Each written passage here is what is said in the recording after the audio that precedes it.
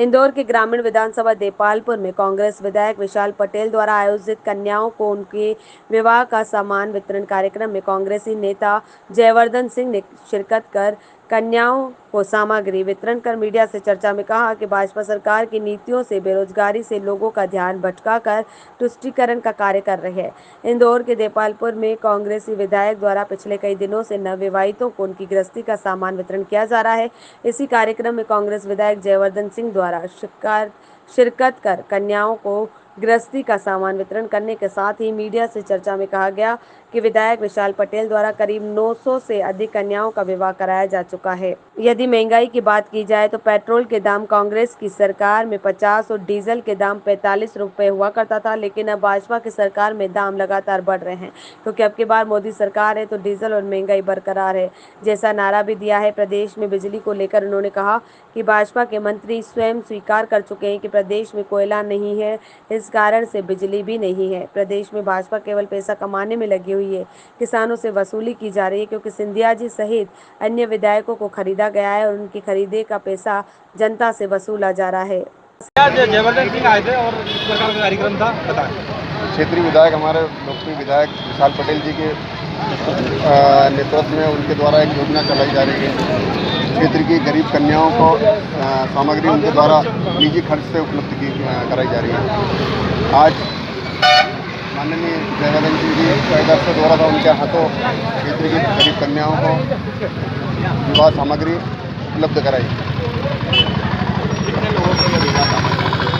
ये करीबन 2000 लोगों को 2000 कन्याओं को ये सामग्री उपलब्ध करा चुके हैं और ये विधायक जी का संकल्प है कि उम्र में ये सामग्री उपलब्ध करा सकते।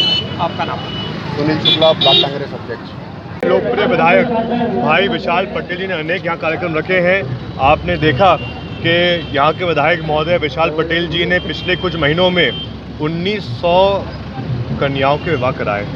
आज भी 5 कन्या मंच पे विराजी थी जिनको आज यहाँ पे जो पूरा जो उसमें कन्यादान है विशाल पटेल जी के द्वारा किया गया है और आगे भी मुझे पूरा विश्वास है कि जिस गति से वो काम कर रहे हैं कि जो माता बहनें देपालपुर विधानसभा की हैं हमेशा इनका साथ देंगी और ये भी हमेशा उनका साथ देंगे। का लेकर मामला चल रहा है, क्या कहना चाहेंगे आप? देखिए, आज सबसे बड़े मुद्दे जो मध्य प्रदेश में है वो है बेरोजगारी का मुद्दा है, या फिर जो बात भाजपा करती थी कि मोदी जी और शिवराज जी किसान की आय दोगुनी कर देंगे।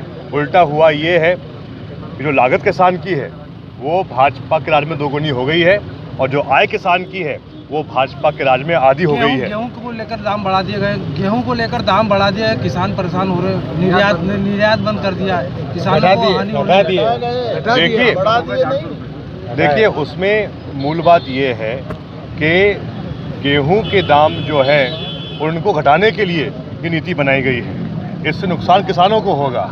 जैसा हम पहले से कहते आ रहे हैं, हमेशा भाजपा की नीतियाँ ऐसी रही हैं जिससे कि किसान को लाभ नहीं मिला है।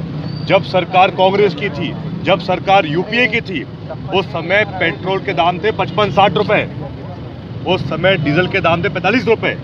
उस समय भाजपा के लोग कहते थे जोर जोर से बहुत हो गई पेट्रोल डीजल की मार, अब की बार मोदी सरकार। लेकिन मोदी जी और भाजपा के राज में पेट्रोल के दाम हो गए दोगुने और डीजल हो गया 100 के पार। भाजपा है तो मुमकिन है। 2023 का चुनाव हमें पूरा विश्वास है। अभी भी नहीं, अभी भी चलेगा।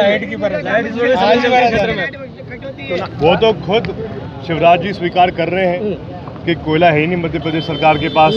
ये क्या खुद ही ऊर्जा मंत्री कह रहा है। ये इसलिए हुआ है क्योंकि भाजपा की सरकार सिर्फ व्यस्त है पैसा कमाने में। आखिर जिस दाम पर खरीदी हुई विधायकों की सिंधिया जी की, तो वापस पैसा वसूल रहे हैं। थैंक यू भैया।